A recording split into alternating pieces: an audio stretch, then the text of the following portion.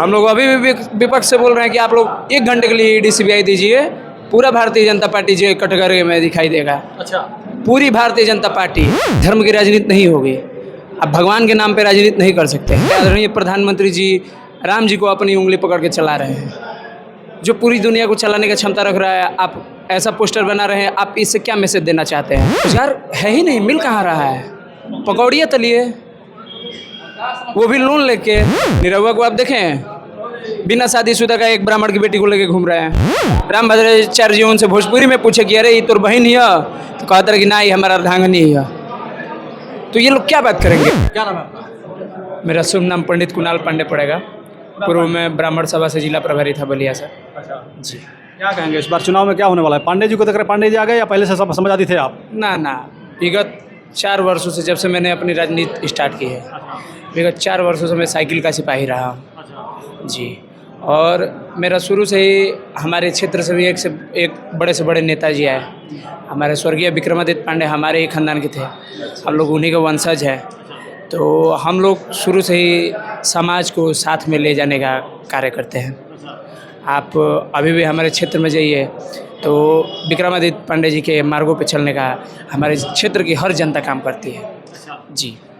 तो क्या लगता है, सनातन पार्टी को टिकट मिला है और यहाँ पे ब्राह्मण वोट भी बहुत ज़्यादा है बलिया में, चूँकि ब्राह्मण कहीं ना कहीं कहा जाता है कि भारतीय जनता पार्टी का वोटर है, तो इस बार क्या सनातन पांडे के साथ में ब्राह्मण वोटर आएगा कि नहीं आएगा? नहीं, देखिए, ये एक मतलब हवा बनाया जा रहा है कि ब्राह्मण भारतीय जनता पार्टी का बंधा हुआ है।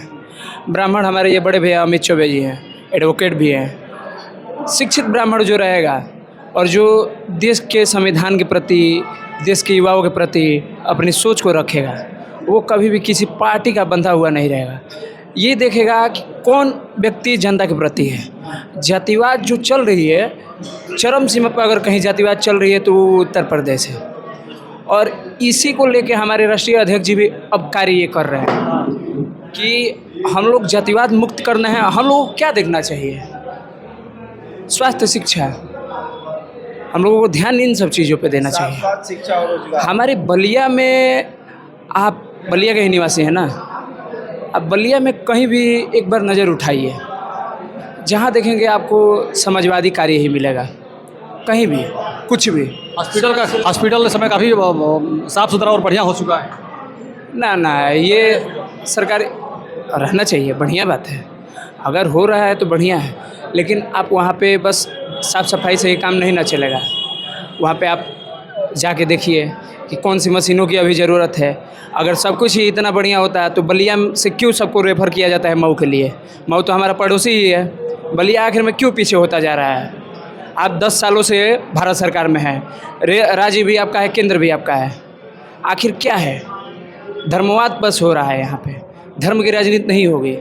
आप भगवान के नाम पे राजनीति नहीं कर सकते हैं। हमने एक पोस्टर भी देखा था कि जिसमें हमारे आदरणीय प्रधानमंत्री जी राम जी को अपनी उंगली पकड़ के चला रहे हैं, जो पूरी दुनिया को चलाने की क्षमता रख रहा है। आप ऐसा पोस्टर बना रहे हैं, आप इससे क्या मैसेज देना चाहते हैं? अरे आप ब्राह्मण हैं, आपको ब्राह्मण के नाम पे मोदी जी का आप सम्मान करना चाहिए, चूँकि राम मंदिर बनवा दिए, जो आपके सम्मान में राम मंदिर बनवा दिए। हम अभी भी देखिए, ना, देखिए, वो कोर्ट का फैसला है, वो व्यक्तिगत कोई भारतीय जनता पार्टी का नहीं है। लड़ाई हमारे कार सेवकों ने लड़ी है, लड़ाई हमारे राम भक्तों ने लड़ी है। आप उस समय की राम भक्तों की लिस्ट निकालिए और उस समय भारत में कितने % राम भक्त थे और विदेश में कितने % थे, और इस समय का आप निकालिए, उसके आधा % में भी नहीं है राम भक्त। ये जो जितने भी कर रहे हैं, अब भारत के 4 हम लोगों को भगवान के रूप में माना जाता है, आदि शंकराचार्य जी लोगों को। ऐसा क्या है कि चारों ने एक साथ विरोध किया? राजनीतिक मुद्दा ये लोग बनाए थे। आदि शंकराचार्य जी को कहना था कि नवंबर में आप पूर्ण रूप से, ये जो नवंबर आने वाला है, इस समय आपको पूजन करना चाहिए था, इस समय भगवान को स्थापित करना चाहिए था। तो क्या आपको मतलब ऐसा क्या हो गया कि अर्धनिर्माण भवन था, मंदिर था, और आप उसी पे पूजन वूजन करवा दिए? पूजन करवाए, उसके बाद आप ये जो बोल रहे हैं कि हम आदिवासियों को लेकर चल रहे हैं, दलितों को लेकर चल रहे हैं, सभी जात को एक साथ लेकर चल रहे हैं। हमारे राष्ट्रपति जी कहाँ से बिलोंग करते हैं? राष्ट्रपति जी को कहाँ तक ले गया? अभी एक वीडियो वायरल हुआ था जिसमें हमारे जो भारतीय जनता पार्टी को सींच के अपने मेहनत के बल पे अडवाणी जी ने जो अभी इतना बड़ा रूप दिया है, विराट रूप, उनके प्रति मोदी जी का सम्मान क्या है? इन सब बातों को भी तो देखना चाहिए, या हम बस 5 केजी राशन पे जीवित रहेंगे? युवाओं के प्रति आपकी सोच होनी चाहिए। 70 करोड़ युवा है, कहाँ जाएंगे? आप जैसे कि सरकार में आने से पहले बोले थे कि प्रति वर्ष 2 करोड़ हम देंगे। उस हिसाब से अगर हम देखें तो 10 दूनी 20 होता है। 70 में से 20 गए, 50 बचे। उससे कितना घर खुशहाल होता है? रोजगार नहीं मिल रहा है। रोजगार है ही नहीं, मिल कहाँ रहा है? पकौड़ियाँ तलिए, वो भी लोन लेके। हमारे पूर्वजों के पास जो था वो तो हम लोग खुद ही गवा रहे हैं। हम लोग करें तो क्या करें? IIT IIM भी सब कुछ बीटेक सीटेट सब करके लड़के बैठे हैं, वो भी लोन पे। वो अभी कर्ज कहाँ से हम लोग भरेंगे? एक होटल मैनेजमेंट का कोर्स कितना बढ़िया होता था। होटल मैनेजमेंट को ये लोग इतना हावी कर दिए हैं कि होटल मैनेजमेंट का कोर्स करने से लड़के वंचित रह रहे हैं। यही 2 लाख में होटल मैनेजमेंट का कोर्स हो रहा था, आज 7 लाख रुपये लग रहे हैं। उससे हम लोगों को एक प्रॉफिट होता था। मैं इसलिए होटल मैनेजमेंट की अभी बात कर रहा हूँ कि उससे हम लोगों का एक प्रॉफिट होता था कि हम लोग देश नहीं बल्कि विदेशों में अपनी जाके हुनर को दिखाते थे। वो भी हम लोगों का कम होता जा रहा है। इसके प्रति सरकार को सोचना चाहिए। सरकार, आदरणीय अटल बिहारी वाजपेयी जी ने ही कहा था कि सरकार कभी भी गलत नहीं होती है, सरकार की नीति गलत होती है, सरकार का विचार गलत होता है। व्यक्ति का कभी विरोध नहीं करना चाहिए, उनके विचारों का करिए, वही हम लोग कर रहे हैं। अच्छा, चुनाव इस समय चालू हो गया है, दूसरे जगह से मतदान हो चुका है, और ऐसे में जैसे जैसे मतदान बढ़ रहा है, प्रधानमंत्री जी कहीं ना कहीं हिंदू मुसलमान करना चालू करते हैं और मंगलसूत्र तक आ गए हैं कि अगर कांग्रेस का सरकार बन गई, इंडिया की सरकार बन गई, तो लोग मंगलसूत्र बेच करके और मुसलमानों को जो अधिक बच्चा पैदा करने वाले हैं उनको लोग दे देंगे। क्या कहेंगे इस पर, क्या लगता है आपको? इस पे तो हमने अभी मंगलसूत्र वाली भाषण सुना था उनका। अब हम इस पे आदरणीय प्रधानमंत्री जी के बारे में बोलने वाले। हम एक देखिए, हम लोग कार्यकर्ता है, पार्टी से हैं, और हम लोगों के अंदर एक संस्कार है। वो देखिए, कोई पार्टी के प्रधानमंत्री नहीं है, 125 करोड़ भारतीयों के प्रधानमंत्री हैं, और हम लोगों को उन पे पार्टी से हट के एक बार गर्व की अनुभूति भी करना चाहिए। वो भी जो कठिनाइयों से निकले हैं, जहाँ तक हमने उनकी जीवनी तो कोई पढ़ी नहीं है, लेकिन जहाँ तक हमने सुना है कि वो जिस कठिनाई से निकले हैं। अगर परिवारवाद की बात करेंगे तो उनके यहाँ खुद उनके साथ 6 की 7 भाई हैं। तो पहले तो कहा जाता है ना कि पहले अपन घर देखल जाला, तब पड़ोस देखल जाला, फिर गांव देखल जाला, फिर जनपद देखल जाला। पहले अपने में झांकिए, हम तो इतना ही कहेंगे। एक आजमगढ़ से हमारे सांसद जी हैं, अभी इनका हमने देखा था, ये भी परिवारवाद पे बोल रहे थे। निरहुआ नाम, हम उनका उतना अच्छे से नहीं जानते हैं। निरहुआ को आप देखें, बिना शादीशुदा का एक ब्राह्मण की बेटी को लेके घूम रहे हैं। अभी उनका वीडियो वायरल हुआ है रामभद्राचार्य जी के यहाँ। रामभद्राचार्य जी उनसे भोजपुरी में पूछे कि अरे ये तोर बहन ही है, तो कहते रहे कि ना, ये हमारा अर्धांगिनी है। तो ये लोग क्या बात करेंगे? रवि किशन जी का 28 साल बाद ये अभी खुलासा हो गया, 4 बच्चों के बाप निकले, फिर एक पत्नी अभी हावी हो रही है। तो ये लोग हम लोग परिवारवाद पे कैसे कटाक्ष करेंगे? क्या परिवारवाद अभी बलिया में नहीं हो रहा है? परिवारवाद पे नहीं है ये। एक तरफ आप झंडा उठा रहे हैं कि बाइकआउट कर रहे हैं परिवारवाद का, दूसरी तरफ आप परिवारवाद से ही कर रहे हैं। इसको आप देखिए, भाजपा परिवारवाद कर रही है। कोई ऐसी राजनीति, अगर जिसको अपनी राजनीति चलानी है वो बिना परिवारवाद के नहीं चलेगा।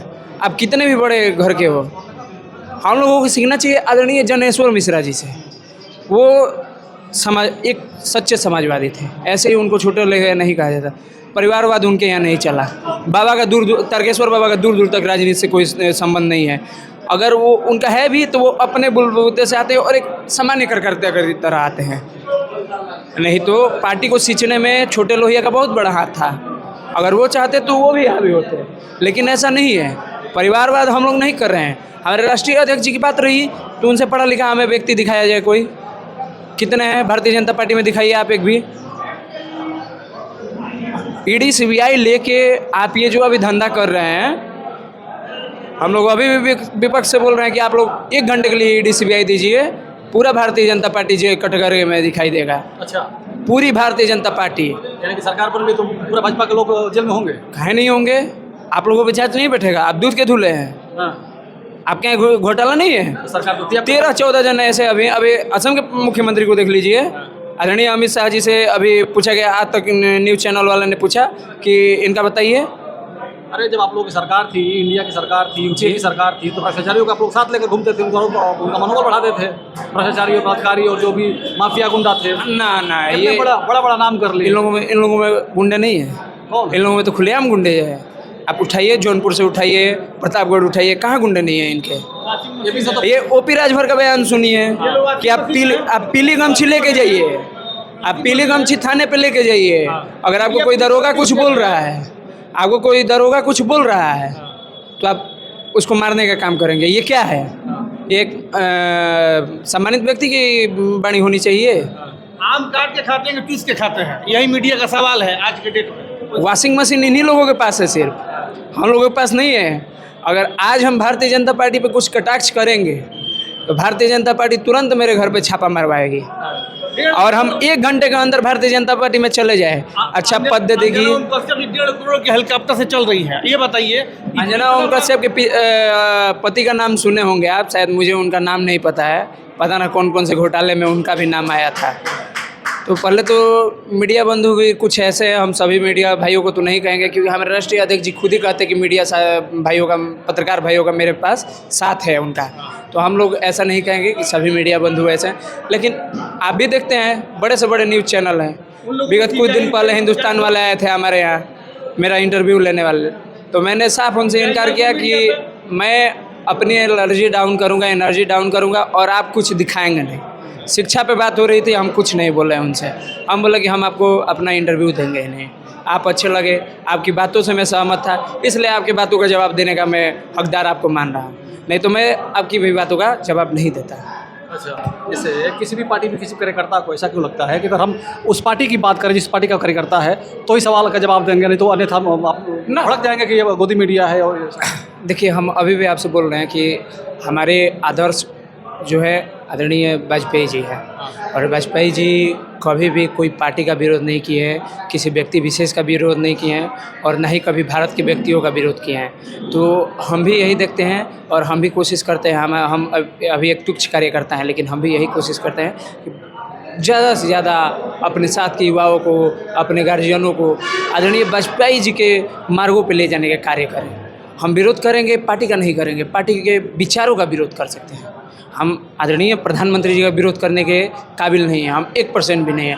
हम बलिया के माननीय सांसद जी का विरोध करने के काबिल नहीं, एक विधायक क्या, एक हम मंडल अध्यक्ष का विरोध करने के काबिल नहीं, लेकिन हाँ उनके विचारों का विरोध करेंगे। छात्र संघ एक नर्सरी कही जाती है, आज विगत 4 वर्ष हो गए, 5वां वर्ष चल रहा है, बलिया से ही सिर्फ छात्र संघ बंद है। दिल्ली यूनिवर्सिटी हम छात्र संघ की राजनीति देखे हैं, जो कि हम छात्र राजनीति में कभी गए नहीं हैं। दिल्ली यूनिवर्सिटी का छात्र संघ अभी देखे हैं, और जो अभी भी अखिल भारतीय विद्यार्थी परिषद का मेरा अपना प्रिय शिष्य है तुषार डेढ़ा, उसको हमने प्रेसिडेंट बना के आया, तो वो ABVP से आता है, लेकिन उसका विचार है, उसका संघर्ष 8 साल का था, तब वो लड़का आज 24 वर्ष की आयु में उतने बड़े यूनिवर्सिटी का अध्यक्ष बना है, और पूरे नवरात्रि में सभी 9 दिन सभी एक एक करके सभी बहनों को प्रेसिडेंट बनाने का कार्य किया। तो हम कहीं नहीं प्रसन्न रह गए। अटल बिहारी वाजपेयी जी सत्ता से बगैर, बिना सत्ता के जाके हम लोगों के विदेशों में बात रखे थे, कौन रखवाया था? हम ही लोग ना रखवाए थे भाई। उस समय ऐसी राजनीति नहीं थी, जातिगत राजनीति नहीं चलती थी, धर्मवाद राजनीति नहीं चलती थी। इसको एक आज के ज़माने में ये कुछ ऐसे भारतीय जनता पार्टी के नेता लोग हैं जो अपनी राजनीति चमकाने की वजह से ये सब बातों को लेके आते हैं और समाज के सभी भाइयों को अंधा करने की काम करते हैं। तो अभी हम बलिया समाजवादी पार्टी कार्यालय पे हैं, और तो तमाम समाजवादी पार्टी के नेता थे, कार्यकर्ता थे, और इनकी बातों को सुनकर आपको कैसा लगा कमेंट करके बताइएगा। इसके साथ वीडियो खत्म करना चाहेंगे। जय हिंद, जय भारत।